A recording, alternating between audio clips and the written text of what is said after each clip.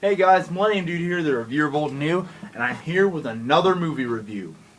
Now, I just saw a recently released film, Pirates of the Caribbean 4 on Stranger Tide. Now, this film has a history of being over complex or too many confusing storylines. And yes, there are a couple confusing storylines, and yeah, they're sometimes unnecessary. I will admit that. But this is a movie where I say screw it. I want to see pirates, and yeah, I wanted pirates. And of course, I did see this film for one reason. Captain Jack, he is one of the best characters you'll ever see in cinema. Why? He's a character you cannot hate. You can't hate him.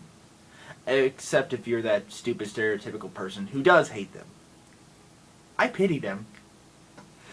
But either way, let me talk about this film. Now, Pirates of the Caribbean 4 on Stranger Tide starts when Captain Jack is not really that set on the Fountain of Youth after he's given up, but he's trying to get a crew back together. But he keeps hearing that someone is impostoring him and getting a crew together, which is a woman known as Angelica, played by Penelope Cruz. And this is where the first part of the movie gets screwed up. Why would anyone think a woman with such assets, in some other words, is Captain Jack Sparrow? I mean, I saw the girl in the shadows, and sometimes it was convincing, but close up, seriously guys, you couldn't tell? Well, they were drunk. Either way, it's still weird. But I have to say, the changing of directors from Gore Verbinski to Rob Marshall, it's kind of good. Because this guy, he can make a lot of good action scenes. And the action scenes are amazing in this film. They are really good. Trust me, sometimes you'll laugh at them, and also just keep rooting on for the film to keep doing them. And to the credit of the movie, it's, well, as I said, pretty dang impressive. And of course, there are some people from the old cast coming back as Captain Barbossa, played by Jeffrey Rush. And he gets more of a supporting character role in this, but he's still awesome nonetheless. And he's supposedly just working for the British military, but he has ulterior motives of getting a ship back. And this is not a spoiler alert, you've seen it in the trailer. Yeah, he lost a leg. Blackbeard's fault. He's an idiot and pretty mean.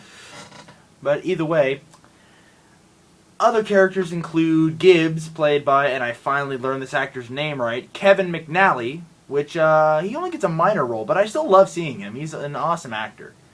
Ian McShane, who plays Blackbeard, and I have to say the costuming for this was pretty good, and they got the history right. They used the right name, Edward Teach. They have the big smoking puffballs on his beard. And they also have the right name for the ship, the Queen Anne's Revenge. And they use the right flag and everything, and it's pretty freaking impressive. And one thing the Pirates movies are famous for is awesome ships. Black Pearl, Flying Dutchman, Queen Anne's Revenge. Interceptor was pretty good, but that was an imitation ship of an old Victorian ship. I don't remember what its name was. But yeah, this one is an awesome ship, and apparently Blackbeard can control it with his sword using telekinesis. Makes sense to me. And also, it has flamethrowers on the front. Awesome. Just awesome. But something that really confuses people, and a lot of critics have also complained about this, is that Blackbeard can zombify his crew to make them more cooperative. And he's also searching for the Fountain of Youth. Why wouldn't you make yourself a zombie? I don't know. I'm an idiot. I just think smart.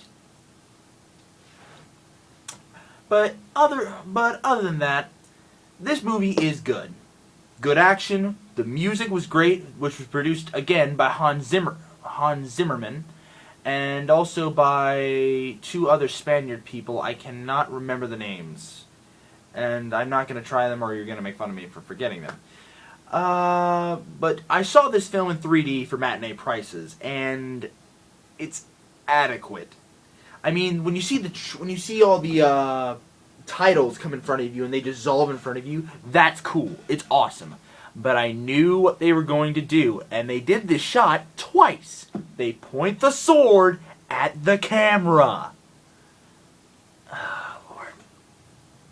Another thing to hear about this is the mermaids, or as some people like to call them, vampire mermaids. Why? When they lure you in like a siren, they have vampire fangs. I have no idea on that one. I'm just going to skip that. But the one thing about Disney is that they made The Little Mermaid. And guess what these mermaids do? When they go on land, they have legs just pop out. Man, Ariel from Disney is going to be ticked off from this. But either way, I like this film. It's an average film. Is it troubled? Yes. There are a lot of problems with this film. But is it still good to see? Yes. Is it good to see for matinee? Yes. Is it good for a rental? Yes. Is it very smart and has every plot point made perfectly? Not really.